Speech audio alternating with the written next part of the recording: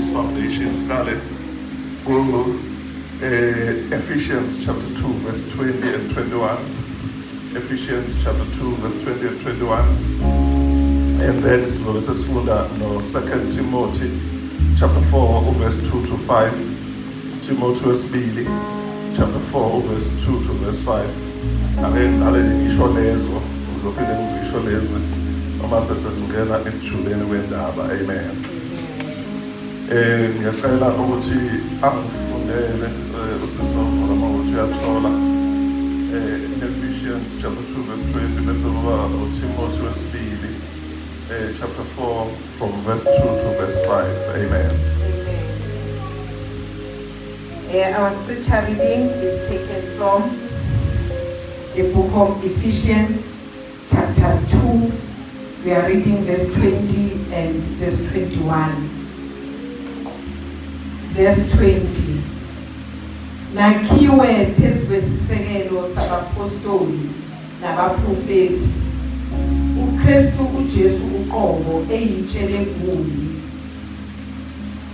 Amen. Okuhlanganiswe kuye isakhiwo sonke sikhule sibe yithempeli elingcwele enkosini. Amen. Amen. This is from Timothy chapter 4 from verse 2 to verse 5. Second scripture reading from 2 Timothy chapter 4, reading verse 2 to verse 5. Verse 2. Shumayela izwi, ulungele ukulishumayela, noma kuyisikhathi, noma kungesiso. Sola, ukhuze, gqugquzele, ngakho konke ukubekezela nokufundisa. Ngokuba kuyafika isikhathi abangayikuyamukela ngaso imfundiso elungileyo, kodwa bayakuzibuthela abafundisi ngokwezinkanuko zabo nangokubatshwa kwezindlebe zabo. Bayakufulathekisa izindlebe zabo eqinisweni, baphambukele ezinganekwaneni.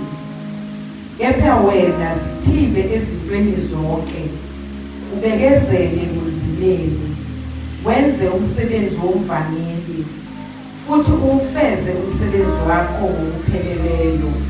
Amen. Amen. Little I read the message, the message of Ephesians chapter 2:20.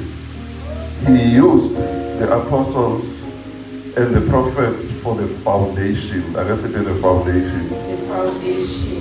Now he is using you, fitting you in brick by brick, stone by stone, with Jesus Christ as a cornerstone that holds all the parts together.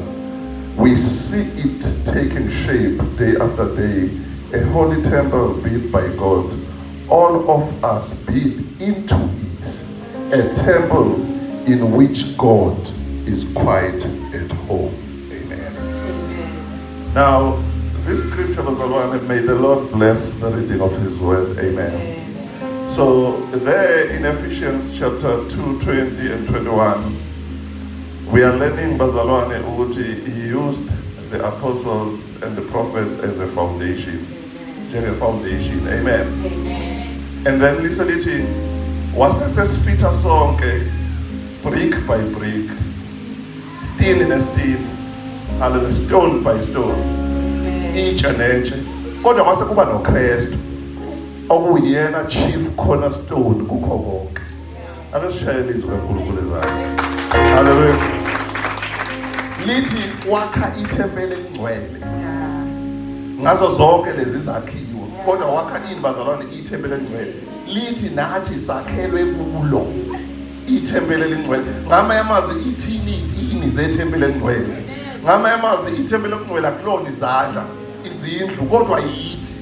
So ngamanye amazwi ukuze libe ngcwele ithempeli ababe ngcwele okwakhiwe ngabo, because kwakhiwa ithempeli elingcwele.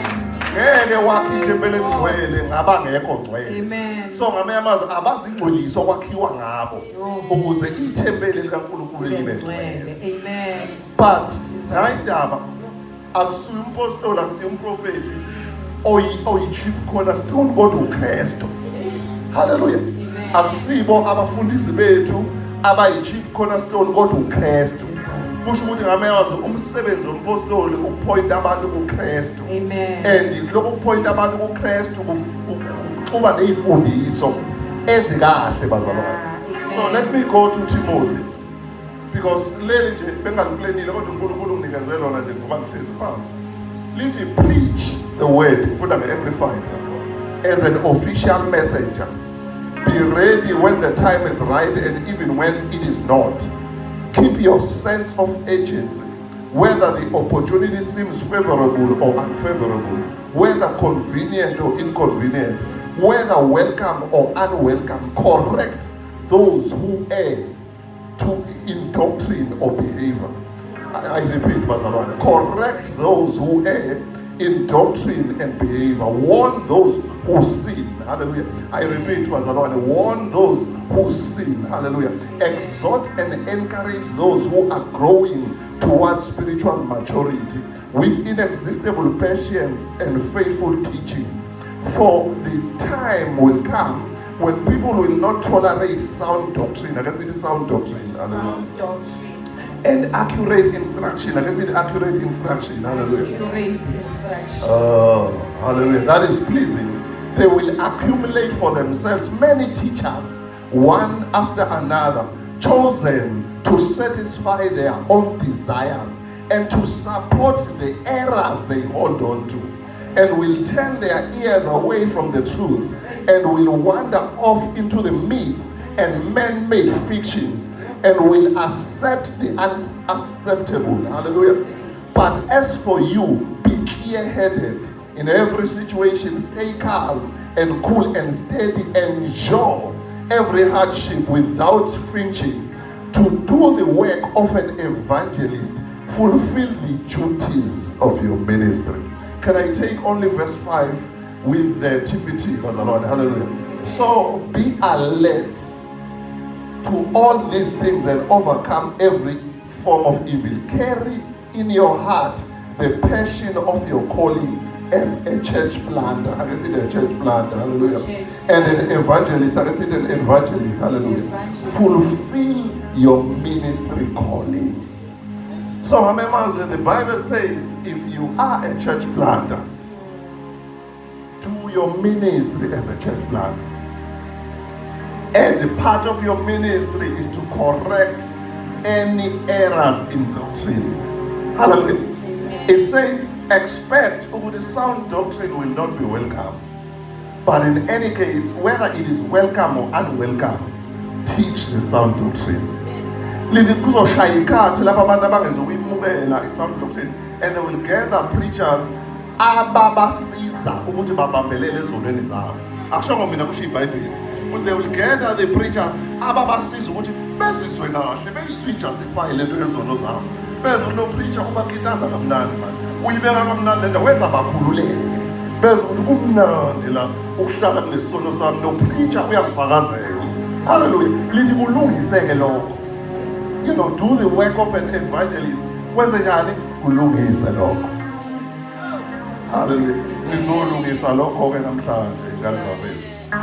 You know, today I'm doing the work of an apostle. Today I am doing the work of an evangelist. Hallelujah. Hallelujah. You know, so that is the work into which God has called me. Hallelujah. You know, Bazalwane,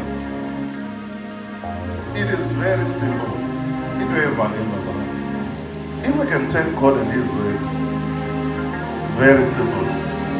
Say complicated,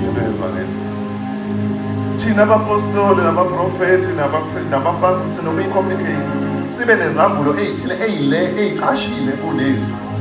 Nanti izwi liclear, black and white. Siqhamuke thina sithi no, uyazi njalo leli izwi. Alisho lokho elikusho hayibonisho uthini. Hawu libhaliwe nje alisho lokho. sinakho okucashileyo bale asidingi lokho okucashileyo bazalwane. Sifuna lokho okubhaliweyo. Hayi ngeke ake sihlale kuloko okubhaliweyo masingiyeke lokho okucashileyo. Asikuyeke lokho okucashileyo sikucubungula nje asihlale kuloko okubhaliweyo. Hallelujah. Ngicela ungifundele sisinomvula sasingene endabeni. uPeter oqala chapter 1 verse 13 kuya verse 20.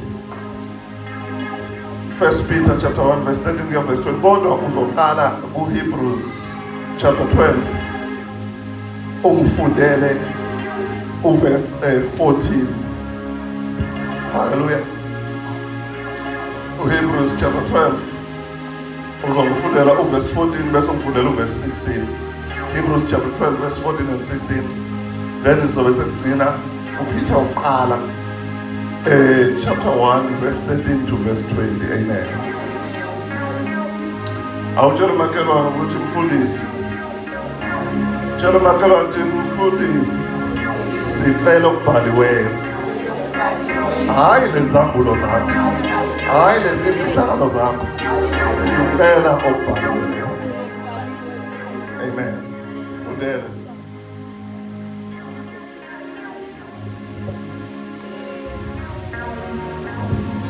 12, there's 14 and 15. 14 and 16. 14 and 16, amen. Verse 14, phokophelelani ukuthula nabo bonke kanye nabo nokungcweliswa ongenabo akasoze ayibona inkosi.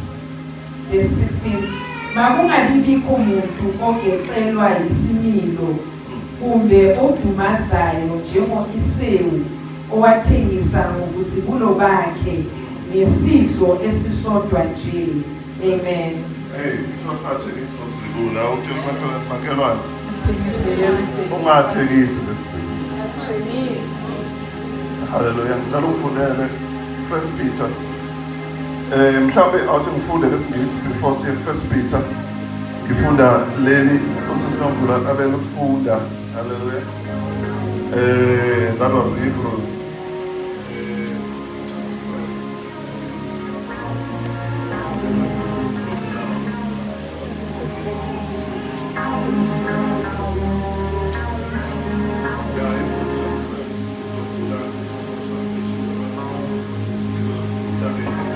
Oqala bese ngifunda CEV, Contemporary English Version. Amen. So lithi ke amplified verse 14, then jump into verse 16. Hallelujah. Yes. It continually pursue peace with everyone. Amen. And holiness, without which no one will ever see the Lord. Hallelujah. I guess it pursue holiness. And without holiness, no one will see the Lord. Hallelujah. Then verse 16. And see to it that no one is immoral or godless like Esau, who sold his own birthright for a single meal. Hallelujah. Lithi wena njengenceku kaNkulunkulu yenza isiqiniseko ukuthi akekho njani bazalwane o immoral. Then nge-English ngoba ngifuna ukunderstand lento ye-holiness bazalwane. Sizohlangana uma sesengena kujuleni wethu kodwa ngifuna uyi-understand from the scriptural point of view. The normal scriptures including lesizulu onke akhuluma nge-holiness. But this one, because it's an easy to read, English, ngamanye amazwi livele lithi leli igama bese lifuna ukulichaza ukuthi li-understand lisho uthini. Because kuningi ukuphikisana noku-understanda kwethu nge-holiness, kodwa ake sizwe ukuthi izwi kaNkulunkulu lithini. Hallelujah. Abanye bethu sithi hayi i-holiness isho ukuthi nje ukubhilieve uKristu njengenkosi nomsindisi yile i-holiness sisho njalo. But ake sizwe ukuthi izwi kaNkulunkulu lithini. Lithi la bazalwane, try to live at peace with everyone. Live a clean life. I can say it, a clean life. So that is the meaning of holiness. What bazalwane? A clean life. Hallelujah. Live a clean life. If you don't, you will never see the Lord. Hallelujah. If you don't do what, Pastor, if you don't live a clean life, you should remember that noma ungamukela uKristu ukuthi nawe usilisiwe. Kodwa bawungaphili impilo ehlanzekile, awuzubuyibona ifuthi. Hawu Nkosi yami. Uma ungaphili impilo ehlanzekile, awuzukwenze njani? Usushumayele kangaka, usuhlabelele kangaka, usuthandaze kangaka. But uma ungafuni ukuphila impilo ehlanzekile, awuzubuyibona ini bazalwane. Jesus. Hallelujah. Hallelujah. Awuzuyibona inkosi. Watch out for immoral and ungodly people like Esau, who sold his future blessings only for a meal. Bazalwane, ungadayisi ngenguna phakade lakho ngenxa yobumnandi besono sesikhashana. Ungadayisi ngenguna phakade lakho ngenxa yokujabulisa abangani. Ungadayisi ngenguya phakade lakho ngenxa yokujabulisa amakholisi. Don't. Bantu bami, ungadayisi ngensindiso yakho ngenxa nje yokufithe banganini. Ukuthi ubonakala nawe uhlakaniphile. Ukuthi ubonakala nawe useyintweni. Ukuthi ubonakala ukuthi nawe we are trend. Don't. Because unless you do not see uNkulunkulu. Ngicela ukufundela 1 Peter chapter 1 verse 13 to 20. So this is the with the scripture reading. Amen. Our scripture readings from 1 Peter, reading from chapter 1, verse 13 to verse 20. Amen. Verse 13. Ngakho-ke hluzani izingqondo zenu, nibe ngomumo, nizithile, niwethembe ngokupheleleyo umusa. Ake sithi nizithile.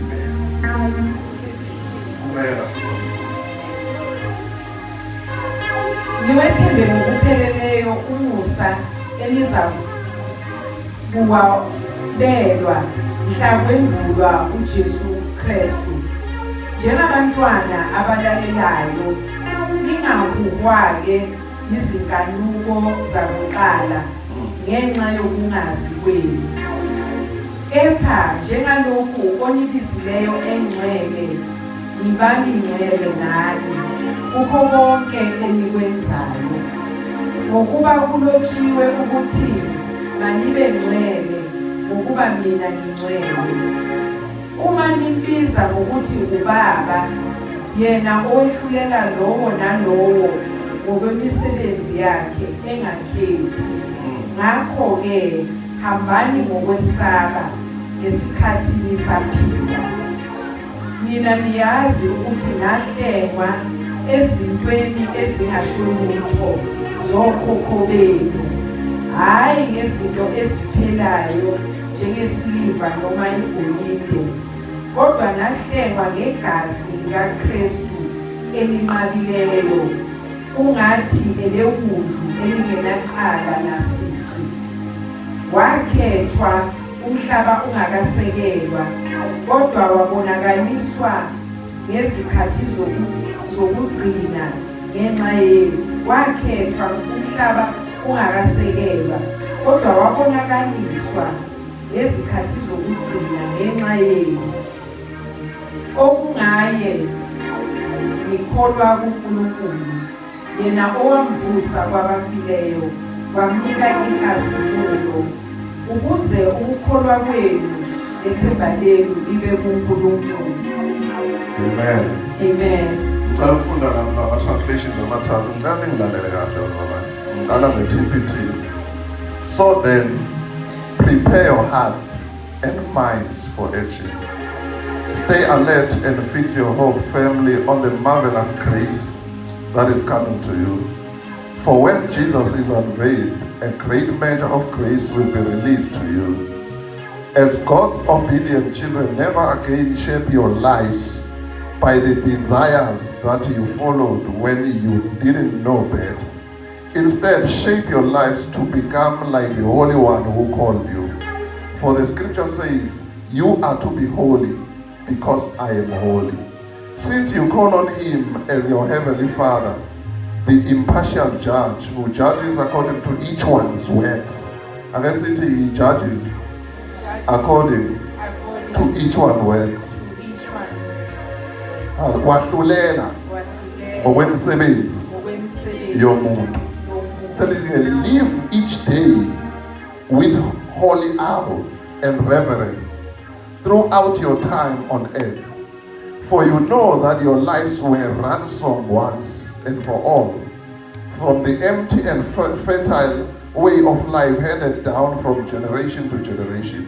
It was not a ransom payment of silver and gold, which eventually perishes, but the precious blood of Christ, who, like a spotless, unblemished lamb, was sacrificed for us. Hallelujah. Amen. This was part of God's plan, for he was chosen and destined for this before the foundation of the earth was laid. But he has been made manifest in these last days for you. It is through him that you now believe in God, who raised him from the dead and glorified him, so that you would fasten your faith and hope in God alone. Hallelujah. I read with an amplified translation as well. So prepare your minds for action. Be completely sober in spirit, steadfast, self-disciplined. And I say self-disciplined. Self-disciplined. Spiritually and morally alert. And I say to be morally alert. Be morally alert. Fix your hope completely on the grace of God that is coming to you when Jesus Christ is revealed. Live as obedient children of God. Do not be conformed to the evil desires which governed you in your ignorance before you knew the requirements and transforming power of the good news regarding salvation from the world by your godly character and moral courage. Hallelujah. I guess it display a godly courage. Display a godly courage. Verse 16. Because it is written, you shall be holy, set apart, for I am holy. I guess it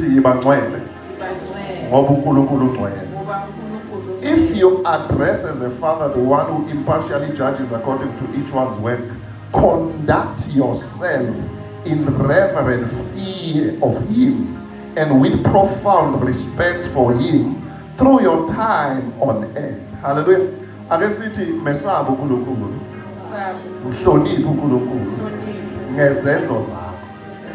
For you know that you were not redeemed from your useless, spiritually unproductive way of life inherited by tradition from your forefathers with the perishable things like silver and gold, but you were actually purchased with the precious blood like that of sacrificial lamb, unblemished, spotless, and priceless blood of Jesus. Hallelujah. So let me go to the Message translation. Hallelujah. So roll up your sleeves. Hallelujah. Put your mind in gear. Be totally ready to receive the gift that is coming when Jesus arrives. Don't lazily slip back into those old grooves of evil. Hallelujah. Don't lazily slip back into those old grooves of evil, doing just what you feel like doing.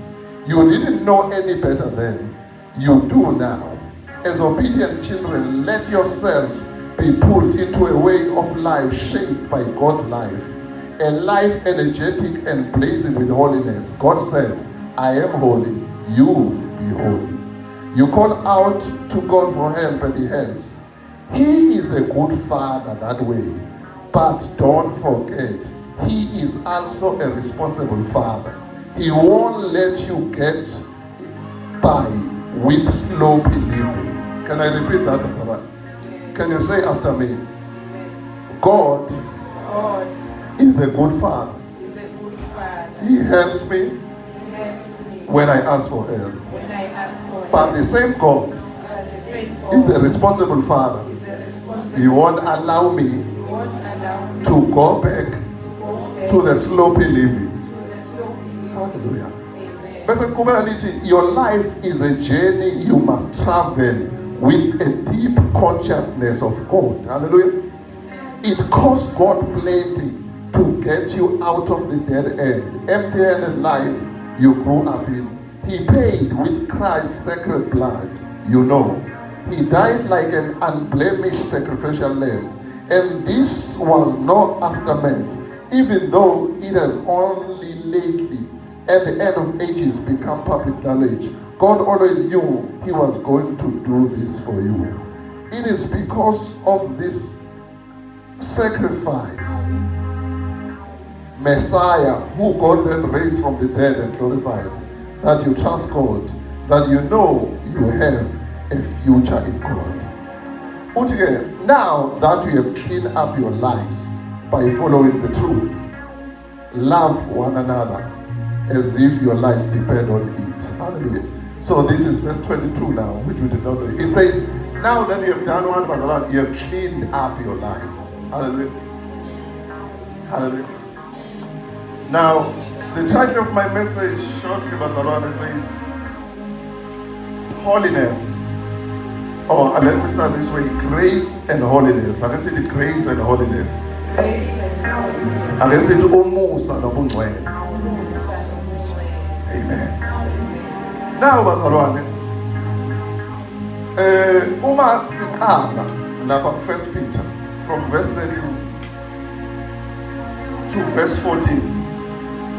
Liqala ngokusiqinisekisa bazalwane ukuthi mina nawe sisesikhathini somusa. Sifumene umusa kaNkulunkulu. Uma sifumene umusa kaNkulunkulu, umusa kaNkulunkulu uza ne-righteousness, nokulunga. Ake sithi righteousness, ake sithi ukulunga. Now, lento ithi bazalwane, asilungile ngoba senza kahle, kodwa silungile ngenxa yegazi likaKristu. We are not righteous because we are doing good, but we are righteous because of Christ. That is why kunezwi kwaRoma 8 verse 1 elikhuluma ngokuthi manje akusekho ukulahla koKristu. There is now for no condemnation to those that are in Christ. So in other words, when you have received Christ, wa embrace igrace kaNkulunkulu, ungabe usazisola ngezinto ebewuzenza ungakazi iqiniso. Ezinye zezinto obuzenza ungakazi iqiniso, unfortunately ziyakulandela, unfortunately zishiya ubufakazi obuthile. Hallelujah. You know, as abantu uma bebuka wena babuka lezi zinto. But now iBhayibheli isinikeza isiqiniso lapho masiqala ukuthi sifumana umusa ngoKristu. And asiwuthathe ngokugcwele lo musa, siphile kuwona, sethembele kuwona umusa. Hallelujah. Amen. That is the emphasis of grace. Ukuthi kunezinto esingakwazi ukuzenzela zona thina, kodwa sifumene umusa. Hallelujah. Kuthina ukuthi siyawubukela umusa noma siyawuchitha na. Because njengoba sifumene lo musa asifosiwe ukuthi siwuthathe. Kuthina ukuthi siyawurejecta noma siyawuthatha. But namhlanje ngithi mina thatha umusa kaNkulunkulu. Lo musa kaNkulunkulu uzokwenza ukuthi ukhohlwe ukulokhu isola ngezinto oyibona ziyimiphumela yezenzo zakho ungakalazi iqiniso. Hallelujah. Because lezi zinto ngeke usakwazi ukuyi-eraser.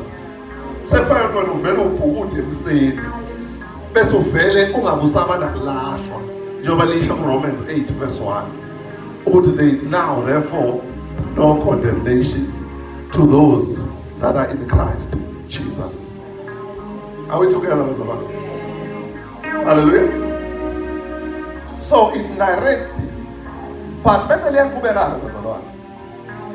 Lapha ngizobuya verse 15 no 16. Lapha 17 no 18. Bese lithi ke manje ke bazalwane asibe cautious ukuthi njengoba sesireceive umusa, asibe mindful of our conduct. Asibe be mindful of your conduct.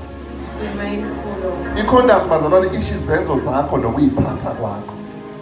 So that by conduct you do not go back to evil desires ophile ngazo ungakawufumani umusa. Uverse 17 bese uthi-ke the message lithi noma uNkulunkulu uNkulunkulu onothando kodwa futhi uNkulunkulu o-responsible. Bese lithi the part of being a responsible father kulo uNkulunkulu onomusa izothi kodwa no angikwazi ukubayela baphindele ezenzweni ezibabhukudisa eyintweni engabakhipha kulo ngegazi. That is why lapha kuTimothy ithi ngiyacela apostoli baxwayise ukuthi bangahlali esonweni. Hallelujah. Baxwayise ukuthi i-doctrine ingabi erroneous because ngisebenze kanzima. Hallelujah. Kuphuma igazi ukuze laba bantu bathengwe. Abakwazi futhi njengeyingulube baphinde bayobhunda emhlanzweni abawuhlanzayo ngesikhathi befumana umusa. Are we together, bazalwane? It means ukuthi umusa is not a license for sloppy and sinful living. Noma ubani bazalwane okufundisa ukuthi umusa owufumene into yokuthi nje uqhubeke ungaphenduki ezonweni zakho. Ukufundisa into engekho bazalwane. Akathandi. Uverse 18 uthi kwamkhosta uNkulunkulu kakhulu ukuthi akhiphe kuleya mpilo empty owawukuyo. Bese lithi you must travel le journey yempilo with great conscious of God. Not conscious of sin, but conscious of God. So ngamema zokusho ukuthi iphila impilo yakho ulokhu ukhumbula ukuthi kunoNkulunkulu owakhipha. Hallelujah. Usikuli noma ucabanga ukufalla back to your sin, uthi kunoNkulunkulu owakhipha. KunoNkulunkulu okumele kumesabe, kunoNkulunkulu okumele ngimhloniphe. Angisenzeli mina, angisenzeli umfundisi kodwa sekenzela lo nkulunkulu owakhipha. Angenzeli ukuthi ngiba conscious ngesono kodwa ngiba conscious ngoNkulunkulu. Ngiba conscious ngoNkulunkulu, ingxenye loNkulunkulu umoya ongcwele ongitshela okuyisono nongekhona isono. Angidingi ukuthi ngibe conscious ngesono kodwa ngibe conscious ngoNkulunkulu ongasifuni isono ukuze ngihlale ngikhululekile. Hallelujah. Hallelujah. Hallelujah. Then verse 15 and 16. Uthi be holy in your conduct, just as the one who called you and gave you grace is holy. So it is the command, let them dwell bazalwane. It is not a request. uNkulunkulu kunikeza umusa, kodwa uyaku-instruct wena watch out to behave kanjani. Uswamukele lo musa uhamba kanjani, ubehave kanjani. Ngamanye amazwi ukuthi ngithi mina kuwe ayikho into okufanele ukhathazeke ngayo ukuthi uyiphethe kanjani ngoba uvumela umusa. Ngabakuthanda mntana. Umele ukuqaphela ukuthi uyiphethe kanjani. Kusho iBhayibheli akusho ukuthi umele ukuqaphela ukuthi uyiphethe kanjani. Abakufundisa ukuthi noma akunankini ukuthi uyiphethe kanjani ngoba usemseni badlala nawe. Awuzuyibona inkosi. Uma ungafuni ukuphila Hebrews 14 verse 12, uma ungafuni ukuphila impilo eclean, awuzuyibona inkosi. Hallelujah. Awuzuyibona inkosi. Hallelujah. It is very clear ukuthi holiness refers to a clean life after you have accepted Jesus as your Lord and Savior. Hallelujah. Hallelujah. Hallelujah. Kunezinto ezimbalwa-ke engifuna uyibambe ntanga baba kulesi sifundo sanamhlanje.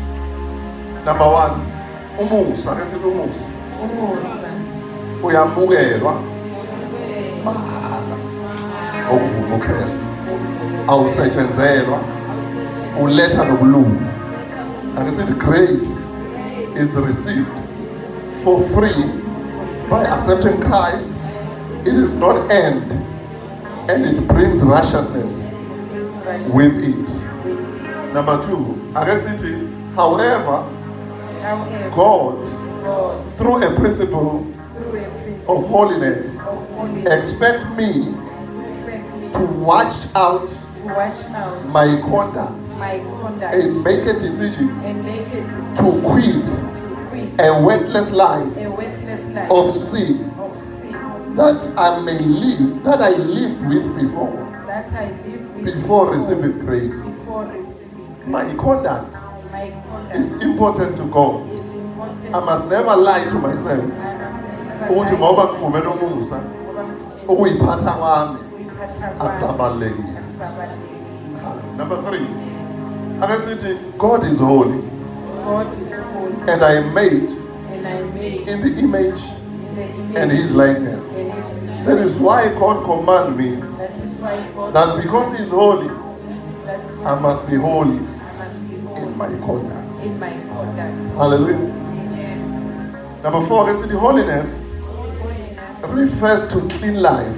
refers to clean And without a clean life, and without a clean I will life, never see the Lord. I will never see the Lord. Number 5, holiness bazalwane ikhuluma nange-purity as well. Hallelujah. Now, holiness and purity are the ingredients for walking in the supernatural power of God. Ake sithi ukungcwele nokuhlanzeka Nokuhlanzeka, kuyizithako izithako, zokuhamba komngcwele. zokuhamba ngomoya. Ake sithi without holiness Without holiness and purity, and purity, I will become weak I will become as a Christian. as a And SFMI and as a church will become weak and not manifest and not the fire of God fire that Pastor Mlotshwa that taught us about. taught us about. Bazalwane, umfundisi uma ekhuluma ngomlilo kaNkulunkulu uke washo ukuthi umlilo uyapurify. Yeah, Into mayidlule emlilweni ngeke uphinde uyikhombe. yeah. Hallelujah. So ngamanye amazwi uma uzogcwala umlilo kaNkulunkulu kumele uhlukane nesono.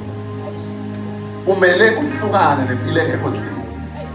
Because uzoba yikholwa elitekenteke. Kubonakala yalo muntu yakho kodwa weak. Yazi lo muntu uyaworshipa kodwa weak. Angikhuluma ngokuba weak physical. Yazi lo muntu uyakhuleka kodwa weak. Yazi lo muntu uthi umpostoli, umprofeti kodwa weak. Kwenze njani? Ushoda umlilo kaNkulunkulu. Uyephi umlilo kaNkulunkulu? Awuhlali lapho kungcoleke. Hallelujah. Lithe uNkulunkulu uyasithatha iresponsibility ngeke avuma usesifumene umusa sahlanzwa ngegazi siphindele in what in the message it says it's sloppy way of living, careless way of living. Bazalwane asingabi careless ngempilo zethu. Asibe intentional sifunyanwe ngomusa. Be intentional ungenzeli umfundisi senzele wena. Ukuthi intentional ukuthi impilo yami ngizoyiphila ibe careless. Hallelujah. Now, number 6, bazalwane, to try and assume grace and then live a careless life and sinful life produces weak Christians and weak churches who hardly manifest the power and the fire of God and hardly operates in the gifts of the Spirit. Assume umusa bese ungasabe nendaba lokuthi uphila kanjani. Uproduce umzalwane weak. Uproduce abafundisi abaweak. Uproduce amabandla aweak. And laba bantu abaweak angeke ba-advance umbuso kaNkulunkulu. Njengoba uNkulunkulu esithubile as-advance umbuso wakhe akumele sibe strong. And ukuze sibe strong asizoba strong ngamandla ethu, but sizoba strong ngokuzigcina sizigcinele uNkulunkulu.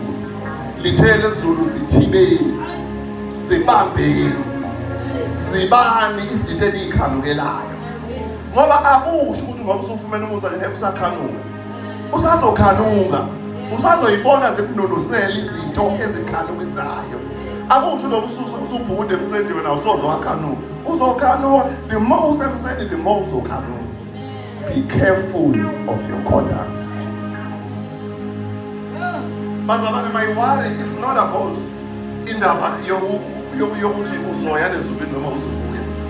Because there is a lot of debate about that. I know once you receive Christ, you are forgiven forever. You can sin until Jesus come and not repent. But angikho wena. But angilazi mina lelo vangeli. So ningahlanganisi lelo vangeli. So but into engifuna ukuyisho okuyona lenkulu engifuna ukuyisho bazalwane ukuthi ngiworried ngabazalwane abadeketeke. Ngiworried nangebandla uNkulunkulu uthi as a church planter I must warn people would be careful of your conduct. Ngiwari ngebandla eliteketeke. Yazi uSathane akanankinga namabandla ateketeke. Uyazi uyajabu ushaya isiphansi. Amabandla ateketeke weak nabafundisi aba-weak uSathane akanankinga. But ibandla eliblazer ngomlilo elikhwela amandla kaNkulunkulu elikhwela ubungcwele no.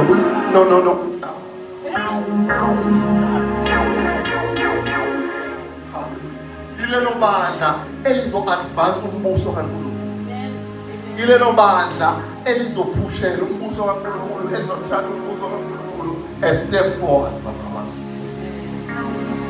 So bazalwane, asiliyeke leli vangeli elithi wena ukuyiphatha kwakho akusho lutho. Kuleka ngiyiphathe noma asiliyeke. Siyekeni bazalwane lezambulo ezedlule ezweni kaNkulunkulu enithatha kuGudli. Siyekeni lezambulo zoGudli. Thathani izwi kaNkulunkulu lithi izwi kaNkulunkulu.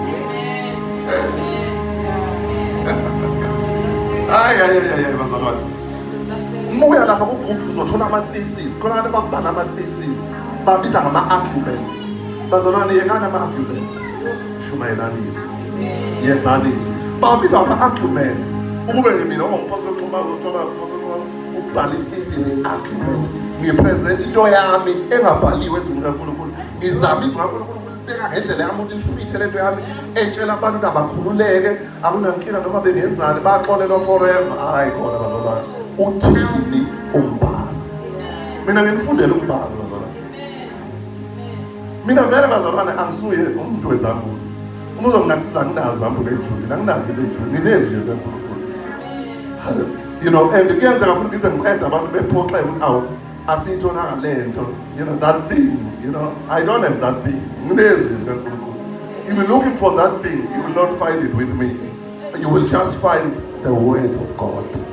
The word of God in Hebrews 14:12 with a CV 10, you must live a clean life, and without a clean life awuzokumbona uNkulunkulu. Hawu bazalwane, angifuni mina ungahlangani nani ezolweni.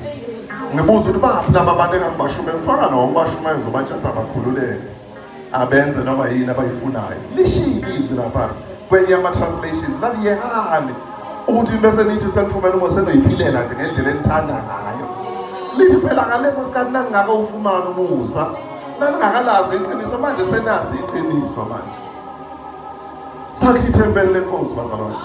Sakhe ibandla elivutha umlilo kaNkulunkulu. But leli bandla kumele liphekwe emgcweleni. Leli bandla kufanele liphekwe enhlazekweni.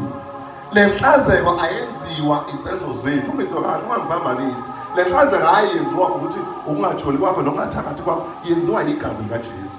But wena ngokungathakathi nokungatholi kwakho uyamaintaina igazi likaJesu eselikwenzele khona.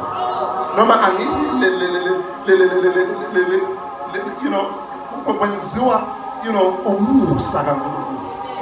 But when we are maintained ukuthi Nkosi angeke ngivumele lo musa, angeke ngiphindele lapha yana, angeke ngiphile impilo ebudlapha, angeke ngiphile a careless life.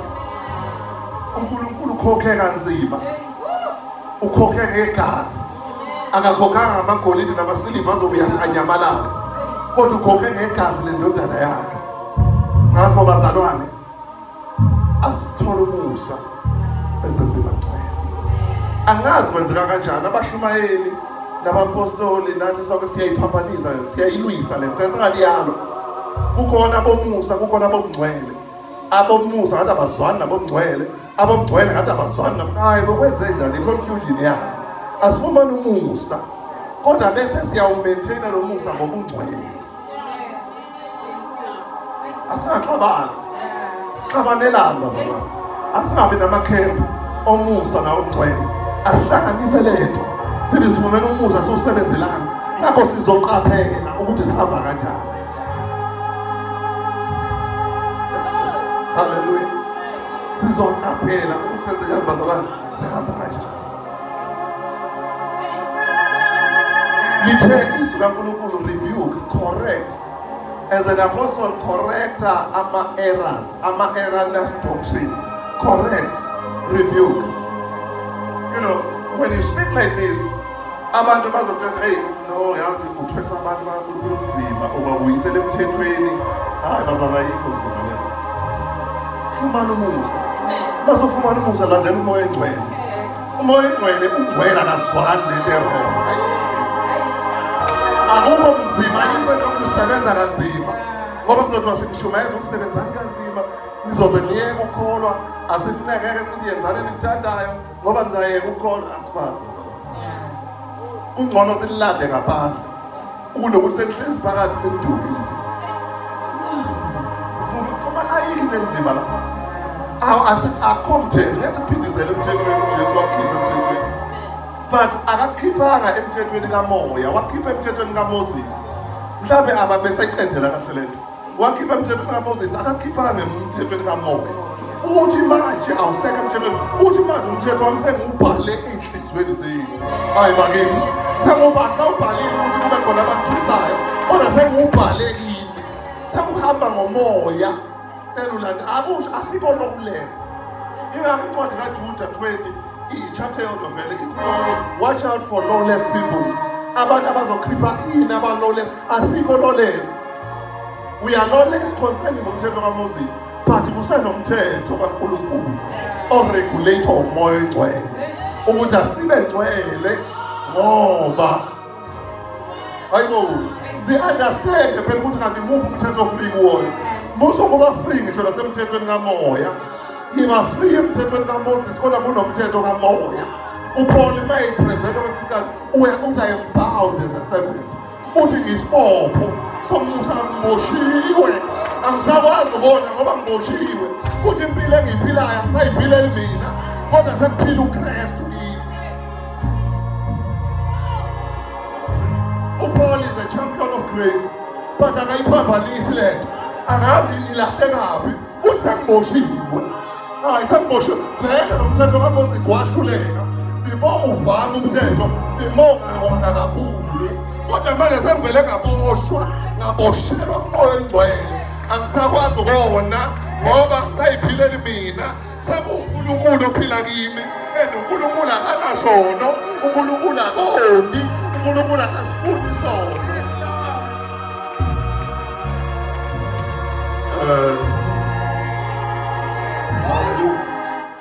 uNkulunkulu akasifuni sono.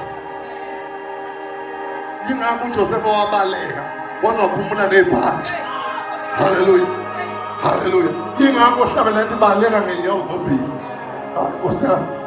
Hallelujah. Hallelujah. Baleka ehlale nesono ngakwazi ukuthi umukela uKristu ungaguquki. Repentance it means ukuthi there is a turnaround. Awukwazi ukubukela uKristu usewuye lo usahlezi kulezo zono. Hayi. Watch out for your conduct. Sathengwa ngenani eliphakeme. Hallelujah. Sathengwa ngenani eliphakeme. Uzohlala emahlakeni athi ligcwele igama lakho. Asikwazi ukuliphatha ngeze ligcwele. Ligcwele leli gama.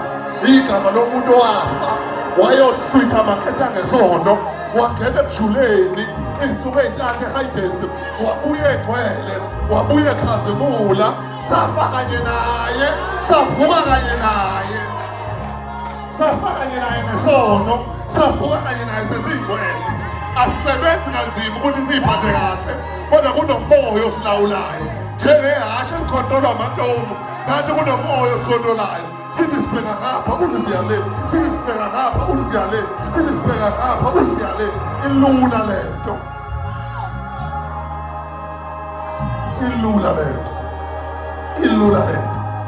Uma uzoba inceku kodwa ungafuni ukuba gcwele uzoba weak. Amandla kakhulu umuntu owazisa ukugcwela ustrategy uveza amandla kaNkulunkulu. Malithi iBhayibheli kwabaseRoma 8:19 umhlaba ulindile ukuvezwa kwamathondana kaNkulunkulu. Bese uDaniel 11:32 athi labo abamaziyo uNkulunkulu wabo bayomenzela imhlola. Ney'thunzi zabo kuyokwenzela imhlola. Ngoku-appearisha nabo kukwenzeka umhlola. But akungabo kungoba bagitshelwe and bayayihlonipha lento abagibele, iyabalawula lento abagibele, ayibavumeli ukuthi bajole, ayibavumeli ukuthi bafornicate, ayibavumeli ukuthi bathakwe, ayibavumeli ukuthi benze izinto engasile. Ayinandaba namalungelo lento, lento ayinandaba namalungelo, ayinandaba namalungelo ama-gay nama-lesbian. Imile lento, ithi nje uNkulunkulu uthini. Asiqabele namalungelo abantu, siyawahlonipha amalungelo abantu, kodwa sekuyisikhathi ukuthi sidlule emalingelweni sizwe uNkulunkulu uthini. Manje uNkulunkulu isono akusizi ukusitshela ukuthi uthini kwi-constitution, but uthini ezulwini likaNkulunkulu. Hayi bazalwane, iBhayibheli lithi niyamcima umoya engcwele, ukuze esonweni iyamcima umoya engcwele. Because noma ngingabhukuza esonweni ngiyakwazi ukushumayela still, kodwa Nkosi yami ake sibe ngcwele. Sizobona bazalwane, ake sibe yibandla engcwele, sizobona the blazing fire. Ilokhu uNkulunkulu asishela khona njengoba ubona umlilo laphayana. It's because siyawashwa, it's because siyapurifywa ukuze siveze amandla kaNkulunkulu. Ukuze sibe abantu abazoshintsha impilo. Hayi bazalwane, asizile ukuzonisana ngokungafuni ukuyeka izono zethu, kodwa sizosizana ukuthi yibani ngcwele ngoba yena ungcwele.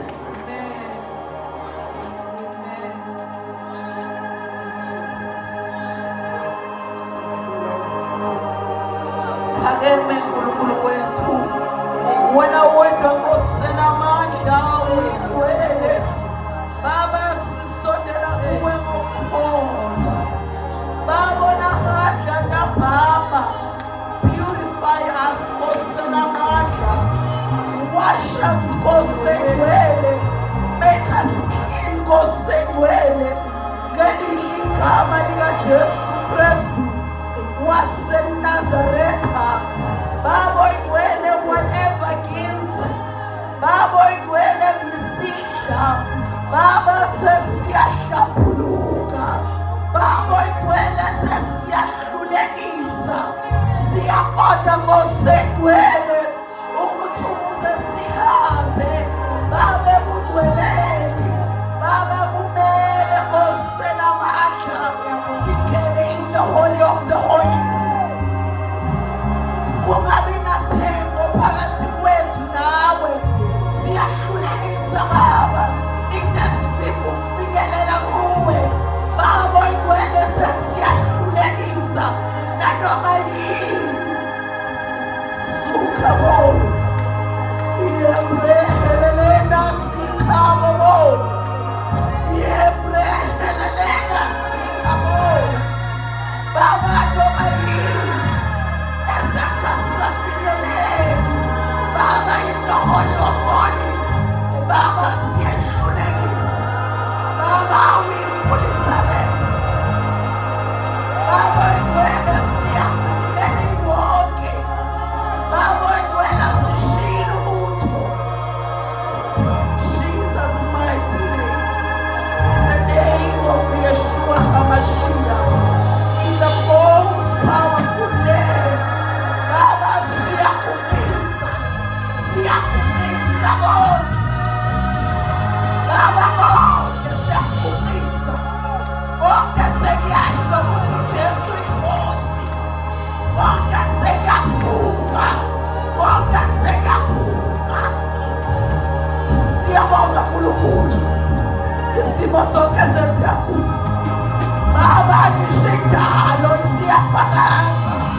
Baba ingcwele bonke kithi sekuyavuma ukuthi wena wedwa uNkulunkulu phakeme.